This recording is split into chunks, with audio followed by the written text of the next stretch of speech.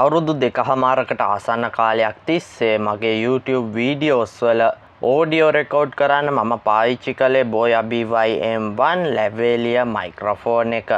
අලුතින් YouTube channel එකක් කරන කෙනෙක්ට වගේම online classes කරන කෙනෙක්ට අඩු මිලකට හොඳම option එකක් විදිහට Boya M1 මයික්‍රොෆෝන් එක හඳුන්වන්න පුළුවන්. මිට මාසයකට විතර කලින් මම Boya BY-M1 මයික්‍රොෆෝන් එකෙන් අප්ග්‍රේඩ් වුණා මේ තියෙන Boya BY-BM3011 shotgun මයික්‍රොෆෝන් එකට.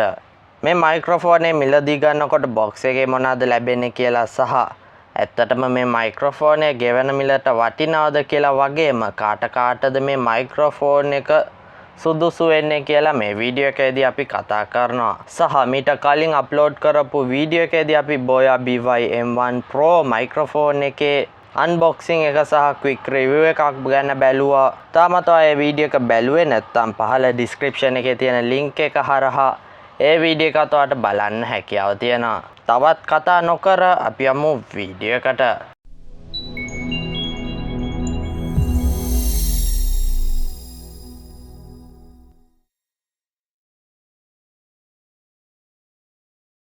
සුපුරුදු විදිහට box එකෙන්ම වීඩියෝ එක අපි පටන් ගමු.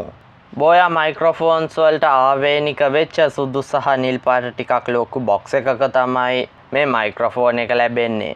Boya logo එක සහ මේක genuine Boya product එකක්ද කියලා check කරගන්න authenticity sticker එක, මයික්‍රොෆෝන් එකේ පින්තූරයක් සහ මේ මයික්‍රොෆෝනය compatible වෙන devices පිළිබඳව සඳහන් කරලා තියෙනවා. box එක පිටිපස්සේ මයික්‍රොෆෝන් එකේ specifications බලා ගන්න පුළුවන්. දැන් අපි box එක unbox කරලා බලමු box එකේ අපිට මොනවාද හම්බ වෙන්නේ කියලා.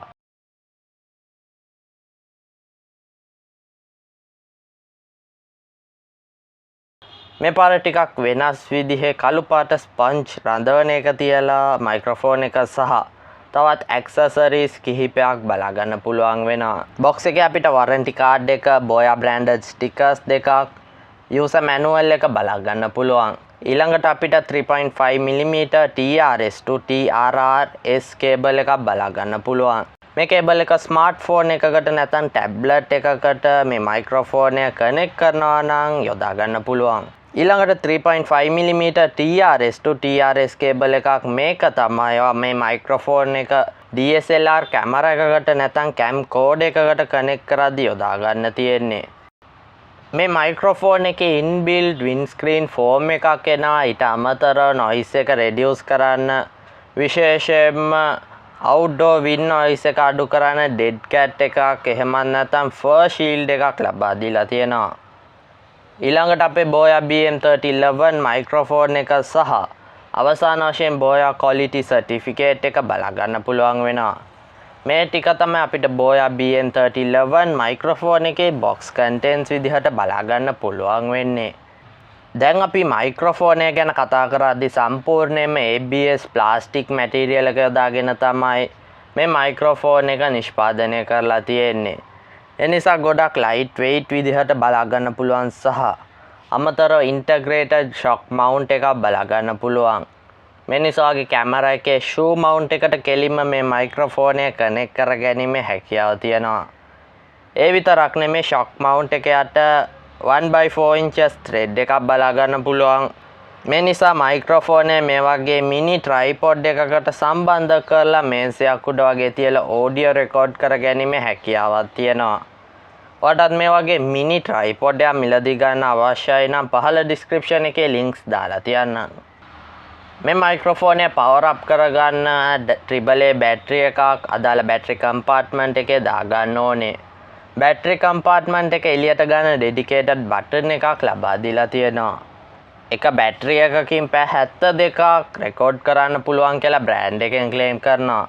ඒ නිසා බැටරි ලයිෆ් එක ගැන වද වෙන්න අවශ්‍ය නැහැ. ඊළඟට power switch එක මගින් මයික්‍රොෆෝනේ power on කරගැනීමේ හැකියාව තියෙනවා. අමතරව මයික්‍රොෆෝනේ on එකේද තියෙන්නේ කියලා ඉන්ඩිකේට් කරන්න LED එකක් බලා ගන්න පුළුවන්.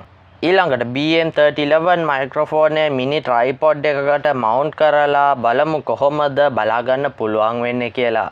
ඔයා මේ මයික්‍රොෆෝනය මිලදී ගන්න වගේ DSLR කැමර එකක් සඳහා නම් මේ විදිහට ඩිරෙක්ට් කැමර එකේ ෂූ මවුන්ට් එකටම මවුන්ට් කර ගැනීමේ හැකියාව ලැබෙනවා. මේ මයික්‍රොෆෝනය මම ස්මාර්ට්ෆෝන් එකකට කනෙක්ට් කරන නිසා මම TRS to TRRS කේබල් එක කනෙක්ට් කරගන්නවා මයික්‍රොෆෝන් එකට. මේ මයික්‍රොෆෝනය ගැන තවදුරටත් කතා කරද්දී සුපර් කාඩ්‍රොයිඩ් පෝල පැටර්න් එකක් තමයි අඩංගු වෙන්නේ. සුපර් කාඩ්‍රොයිඩ් කියන්නේ මේ මයික්‍රොෆෝනයෙන් ප්‍රධාන වශයෙන් පිකප් කරන්නේ මයික්‍රොෆෝන් එකේ ඉදිරියෙන් ඉන්න කෙනාගේ වොයිස් එක විතරයි.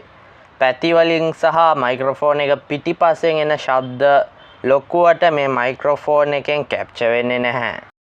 මයික්‍රොෆෝන් එකේ වින්ස්ක්‍රීන් ෆෝම් එක අයින් කළාම මෙන්න මේ විදිහට තමයි අපේ ෂොට්ගන් මයික් එක බලා ගන්න පුළුවන් වෙන්නේ. සහ අවශ්‍ය වෙනවට මේ වින්ස්ක්‍රීන් ෆෝම් එක ඉවත් කරගෙන ඒ වෙනුවට බොක්ස් එකේ මෙන ඩෙඩ් කැට් එක රඳවලා පාවිච්චි කරන්න පුළුවන්කම තියෙනවා, විශේෂයෙන්ම අවුට්ඩෝර් ව්ලොගින් එහෙම කරද්දී. ඩෙඩ් කැට් එක මයික්‍රොෆෝනයට මවුන්ට් කළාම මෙන්න මේ විදිහට තමයි බලා ගන්න පුළුවන් වෙන්නේ. ඩෙඩ් කැට් එකේ ෆිටින්ග්ස් ගැන කතා කරද්දී අවුට්ඩෝර් වීඩියෝස් කරද්දී තද හුළඟක් එහෙම හමනකොට මේ ඩෙඩ් කැට් එක ගැලවිලා වැටෙන්න බලනවා. ඒ නිසා ඩෙඩ් කැට් එකේ ෆිටින්ග්ස් එච්චර හොඳ මට්ටමක නැහැ අවුට්ඩෝර් කන්ඩිෂන්ස් වලට. මේ මයික්‍රොෆෝන් එකේ ෆ්‍රීකවන්සි රේන්ජ් එක හර්ට්ස් 38ත් කිලෝ හර්ට්ස් 20ත් අතර තමයි බලා ගන්න පුළුවන් වෙන්නේ. ප්‍රධාන වශයෙන් මේ මයික්‍රොෆෝනේ ස්පෙસિෆිකේෂන්ස් ගැන අපි කතා කරලා ඉවරයි. දැන් අපි ස්මාර්ට්ෆෝන් එකකට කනෙක්ට් කරලා බලමු මේ මයික්‍රොෆෝන් එකෙන් එන ඔඩියෝ අවුට්පුට් එක මොන වගේද කියලා. මෙතන ඉඳලා මම ඔඩියෝ එක රෙකෝඩ් කරන්නේ Boya BY BM3011 මයික්‍රොෆෝන් එකෙන්. කලින් Boya BY M1 මයික්‍රොෆෝන් එකෙන් රෙකෝඩ් වුණු ඔඩියෝ එකට සාපේක්ෂව මේ දැන් ඔයාලට ඇහෙන ඔඩියෝ එකේ මොන වගේ වෙනසක්ද තියෙන්නේ කියලා සහ විශේෂයෙන්ම Boya BY M1 එකට වඩා දැන් ඔඩියෝ ක්වොලිටි එකේ ඉම්ප්‍රූව්මන්ට්ස් බලා ගන්න පුළුවන් වෙනවද කියලා පහලින් කමෙන්ට් කරන්න. ඔඩියෝ අවුට්පුට් එක ගැන කතා කරද්දී Boya එකෙන් ක්ලේම් කරන විදිහටම මේ මයික්‍රොෆෝනයෙන් ප්‍රධානවම පිකප් කරන්නේ මයික්‍රොෆෝන් එකට ඉදිරියෙන් එන ඔඩියෝස් විතරයි. පැති වලින් සහ පිටිපස්සෙන් එන ඔඩියෝස් කැප්චර් වෙන්නේ නැති තරම්. ඒ නිසා මේ Boya BM3011 මයික්‍රොෆෝන් එක හරහා ඔඩියෝස් රෙකෝඩ් කරද්දී අවට බෑග්ග්‍රවුන්ඩ් නොයිසස් අවම කරගෙන ඔයාගේ වොයිස් එක විතරක් ෆෝකස් කරලා ඔඩියෝ එක රෙකෝඩ් වෙනවා බලා ගන්න පුළුවන්. ඔයා YouTube channel එකක් කරනවා නම් ඒ සඳහා වොයිස් ඕවර් සහ ඩබින් වගේ වැඩවලට වගේම අවුට්ඩෝර් ව්ලොගින් එහෙම කරනවා නම් කැමර එකේ මවුන්ට් කරන්න සුදුසු විදිහ හොඳ බජට් මයික්‍රොෆෝන් එකක් හොයන කෙනෙක්ට මේ Boya BM3011 මයික්‍රොෆෝන් එක හොඳ ඔප්ෂන් එකක් වෙන්න පුළුවන්.